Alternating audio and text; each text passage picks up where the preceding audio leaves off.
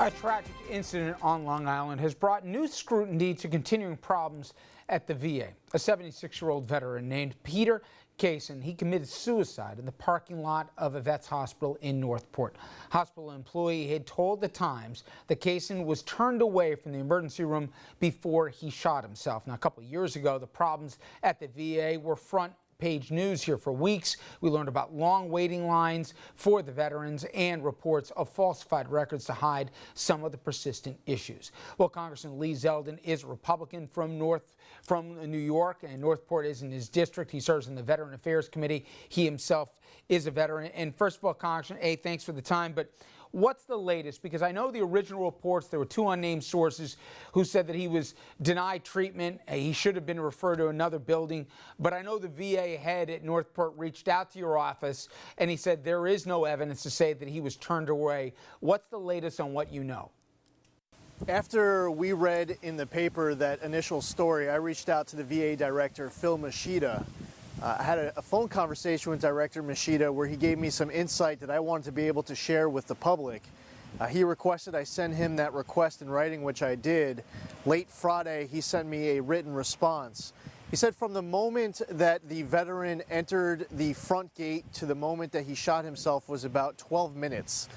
During that 12 minutes, surveillance camera has him going to the parking lot where he ultimately took his own life, and during which time he never tried to gain entrance into the emergency room. He did not have any interaction with VA staff as far as that day, which is going back a couple of Sundays now. The VA director also said that they had multiple numbers for this veteran, that they were searching those numbers against all of their logs. They were searching all of their emergency room logs.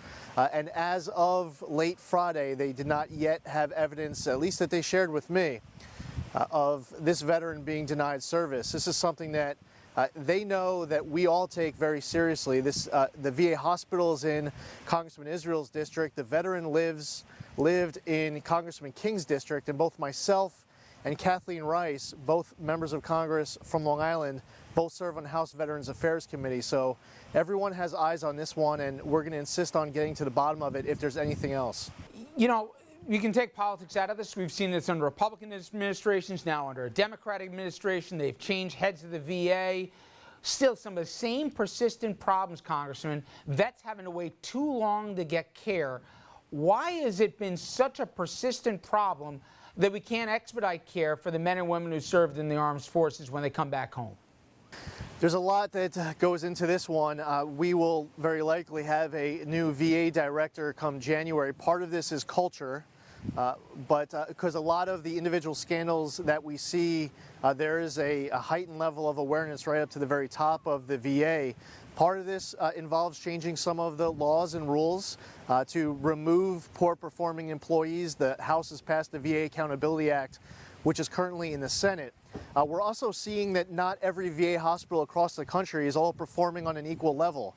We read about Candyland in Wisconsin, where they're overprescribing medications. We hear about the several states where supervisors were instructing employees to falsify wait time lists. So part of this has to do with the culture of who is running the VA on down. Part of this has to do with changing some of the laws to make it easier to remove poor performing employees and identifying where within the system there is a specific thing that needs to be addressed directly, not just brought to light, but completely fixed.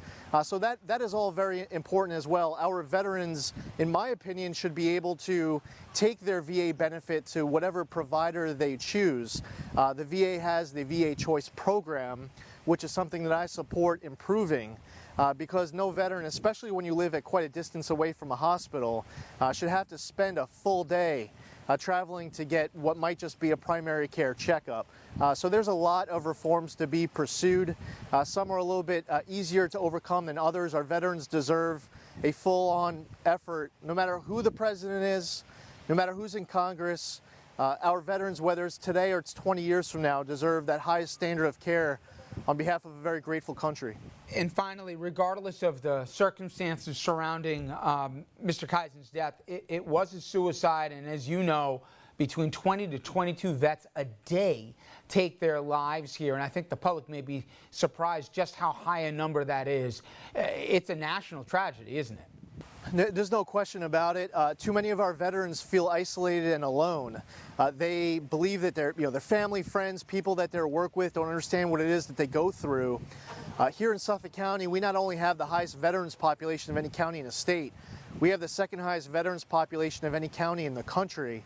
And there is no reason for any veteran, whether it's here in Suffolk County or anywhere in this country, to believe that there aren't people in their community who understand exactly what it is that they're going through. No veteran should believe that there aren't strangers in their community who would drop anything on a moment's notice, even in the middle of the night, in order to provide a helping hand. What is so important for me personally is to see these veterans start to better identify all the different ways that they can get help in their home community. For some, it might be being inside of a peer support group.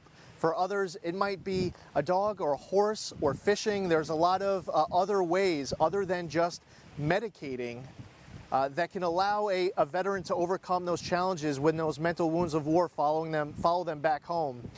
We need to go with some of the conventional means, obviously, but what's so important is that we pursue some of these newer ideas that are working so well here in Suffolk, but can work even better by getting the message to more veterans. Well, we'll continue to follow this story of Peter Kaisen. As we said, the FBI is investigating this right now. It does seem, though, by indications, the first reports were wrong, but nonetheless a tragedy there on the island. Congressman, thank you very much for the time. I appreciate it. Thank you. Talk to you soon. All right, everybody, we're going to take a quick break. When we come back, we'll have some local headlines, so please stay with us.